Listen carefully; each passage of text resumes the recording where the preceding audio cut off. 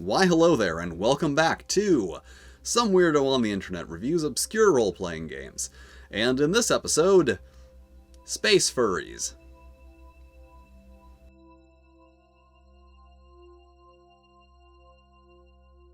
Albedo was released in 1988 by Thoughts and Images and is, as far as I can tell, the first furry role-playing game. Like, yeah, there were games that featured the funny animals, or ones that were based entirely around anthropomorphic animals, but being based on the featured story from Albedo Anthropomorphics, a notable furry anthology comic, Albedo is the first role-playing game that is directly tied to the furry fandom, which, bonus trivia here, is actually the primary criterion for determining if something is furry. So let's get into Albedo. Albedo is set in a kind of science fiction universe across a number of planets colonized by animal people. The short version is that on a world inhabited by 163 different species of sapient animals, they just kind of realized at one point that they had a technologically advanced society, but no real history behind it, so no real explanation for where they came from. So this quest for answers took them to the stars, where they began colonizing worlds, and of course, factions were formed, and a war was fought, and a united federation of planets was formed, and that's the bare-bones version of it. It is kind of difficult to summarize a complex, sophisticated science fiction universe in a few sentences. Now, unlike me, the book actually does a good job of explaining the setting, going over the history and politics and societies and technologies and how animal people are different than regular people. Overall, there is a good amount of detail provided, but not so much that you feel like you're just getting hit with a wall of information that's just never going to be relevant. So a 3 out of 3 for the setting. It is unique and interesting and well explained.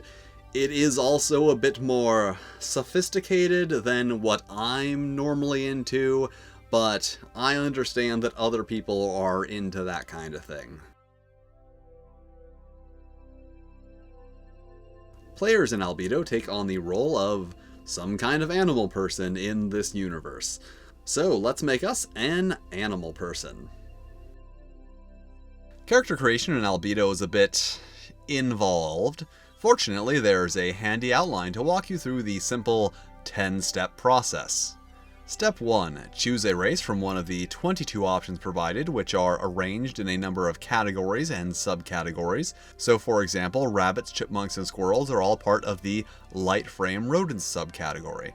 Each group provides a frame size and ratings for 5 of the attributes, which will be used in Step 2.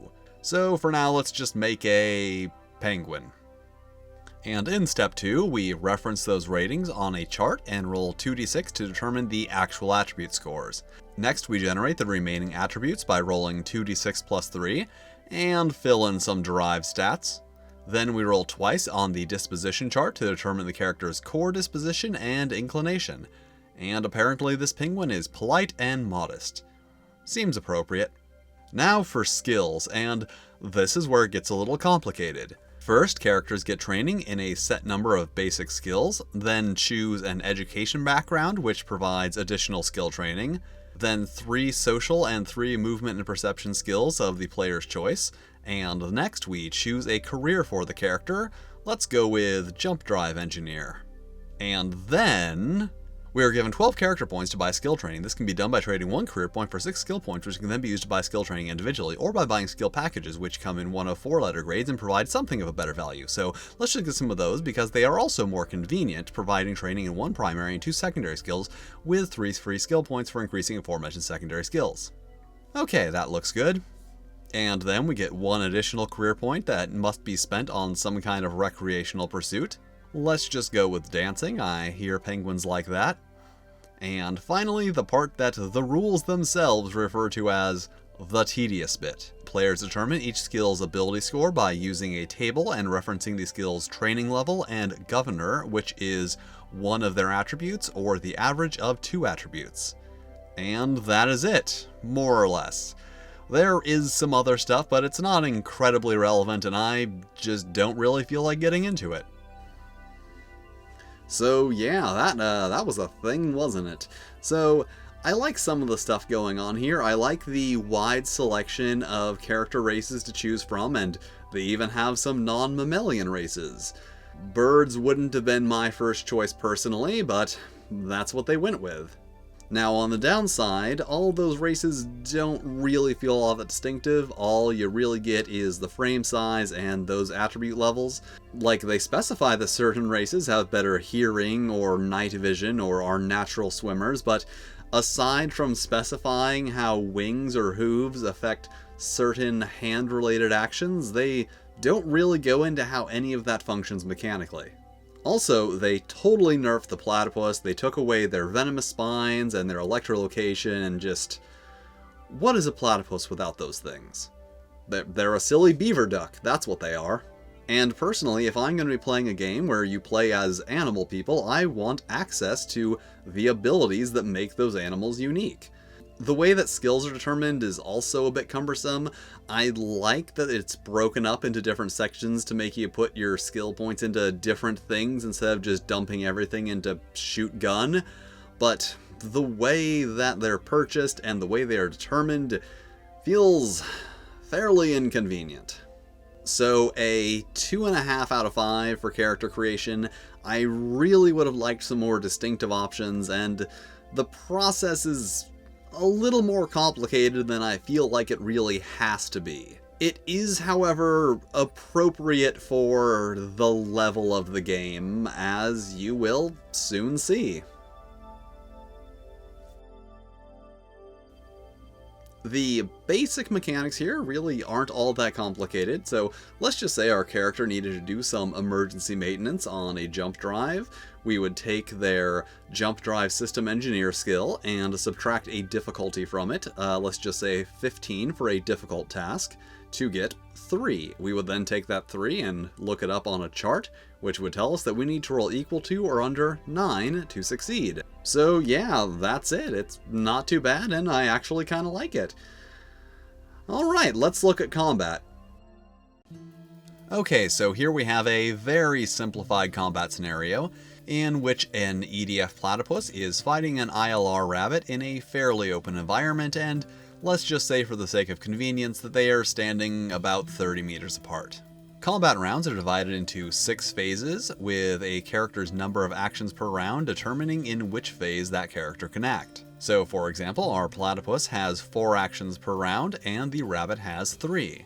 So we are now in phase 1, where our platypus gets an action, which they use to take aim at the rabbit, who does not get an action. But in the next phase, they do, and our platypus does not. And finding themselves in the sights of the most dangerous monotremes, the rabbit decides to shoot first. They subtract the range-based shot difficulty from their long arm skill score, look it up on the chart, and roll the dice, with a +2 adjustment for not aiming. And miss. But now on to phase 3, and our platypus takes their shot, which is resolved just like the other one, but without an aiming penalty, and they hit. So we roll on the hit location table, and because we rolled head, we roll again on the head hit location table. And since the rabbit's helmet happens to cover the specific part of the head that we roll the penetration of the ammunition being used at the specific range versus the helmet's penetration resistance, which fails, meaning that the damage will be reduced by the helmet's impact distribution. Then we roll on the damage determination chart. Normally we would roll on the first column as determined by the weapon being used, but because of the helmet's 2 points of impact distribution, we move 2 columns down. The roll is also modified based on the target's frame size, the hit location, and the ammunition being used. And our final result is 11, which is a serious wound, which imparts a +3 penalty on rolls made using head-based attributes and an ongoing 1 point of blood loss per turn. Then we roll again for shock because it says here that you do. Doesn't say that anywhere else, but who am I to argue with a numbered list? And presumably we keep all of the same modifiers, and they are just staggered, taking 2 points of fatigue and losing their next action. However, I feel like this half round has been sufficient for explaining the basics, so back to me. So, yeah, that was a whole situation, wasn't it? And, of course, melee combat's a little different, and vehicular combat's a little different. There are little things here and there that I didn't include, but that should be enough to give you a basic idea of how the combat mechanics work. So, yeah, thoughts on the mechanics? I have them. Overall, conceptually, I like the general idea behind the core mechanics of testing the strength of one thing against another thing and then looking on a chart and rolling a die. It's fairly simple and can be used in a bunch of different situations. In addition to the things I've already shown, it can be used to do things like test an attribute of one character against another, or test a character's stamina versus the severity of a wound they're trying to heal, or test how much an NPC likes your character versus the difficulty of a favor you're asking them to do to determine if they will do it. Yeah, this is kind of where things start to fall apart. The mechanics themselves are not that complicated, they're just attached to everything. Like, of course, you have numerical values for your attributes and your skills, but you also have them for your self-image and your dispositions and positive or negative feelings that your character has towards other characters, places, organizations, or concepts, all of which can and may need to be tested or tested against, and many can fluctuate wildly throughout the course of the game. Like, if something happens that may change your character's opinion of themselves or another character, place, organization, concept, etc., you may need to roll to see if the numerical value of that relationship has in some way been changed. Now, I understand what they were going for here. They wanted to add some depth to the character in terms of their personality and their relationships with other characters and organizations, places, concepts, etc. And, you know, things like the difficulty of having to overcome one's natural dispositions or biases to complete some important task, and I guess it's just unfortunate that there was no other way to handle that. Oh, wait. I think there is something. Hold on.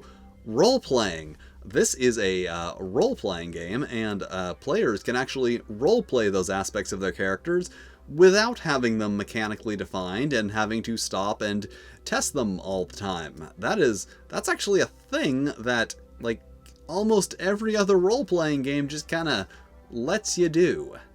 So a 2 out of 5 for mechanics. The core concept is actually good. Combat is bordering on overly complicated, but they just attach mechanics to so many things that are just completely unnecessary. Albedo was published as a box set containing a 44-page player's manual, a 36-page equipment guide, a 44-page referee's manual, and 3 scenarios. Overall, the layout is fairly standard for the time, but with a good amount of illustrations throughout, which are fairly nice overall, especially the detailed illustrations of weapons and vehicles. However, some of the content is not put in the most convenient locations, so there is a bit of hunting for things that you're looking for. The writing is not the best. There is something of a notable lack of editing throughout, things like inconsistent terminology using turn and round interchangeably, some things that you just kind of have to guess at, like, I assume that a wound resistance roll is a roll made to heal a wound, not resist taking one, because, as far as I know, there isn't a roll to resist taking a wound, and there's just a lot of little things like that that make understanding the rules a bit more difficult than it should be. So, 3 out of 3 for content, almost a third of the material is devoted to equipment, and as long as you're playing a military-based game, they've pretty much got everything covered. My one complaint is I would have liked to have more NPCs, because making characters in this game is somewhat inconvenient. And 3 out of 5 for presentation, but that is very much the average of standard layout, good illustrations, and some poor content placement.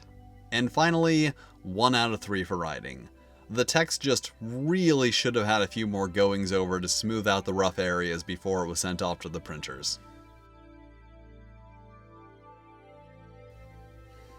And there we have it, Albedo, a game that honestly I do not recommend unless you are like a really big fan of the source material and or this type of heavily mechanically driven games. It's not like there's a lot of things that are objectively bad, it's just a bunch of little things that seem like they would all just add up to an experience that isn't worth the effort you have to put into it. Alright, thank you for watching. If you've enjoyed this video, make sure to hit all of the lovely buttons, and if you would like some more reviews, you can check out my blog where I do that specific thing. There's a link in the description, and as long as you're down there, if there are any games that you think I need to take a look at, you can tell me about them in the comments. Well, until next time.